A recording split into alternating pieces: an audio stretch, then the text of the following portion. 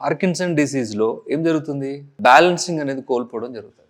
Parkinson disease అనేది dopamine తగ్గిపోయి వచ్చేటటువంటి సమస్య అయినప్పటికీ దాంట్లో ముఖ్యంగా ఎఫెక్ట్ అయ్యే ఆర్గాన్ ఏంటి అంటే మెదడు యొక్క వెనక భాగం. బ్యాలెన్సింగ్ అనేది పోతుంది. పార్కిన్సన్లో ఏం జరుగుతుంది? నడుస్తూనే కింద పడిపోతాం. అంటే ఇటువంటి సమస్యల్ని అంటే పోస్చరల్ బ్యాలెన్సింగ్ మనకి బాగా రావాలి.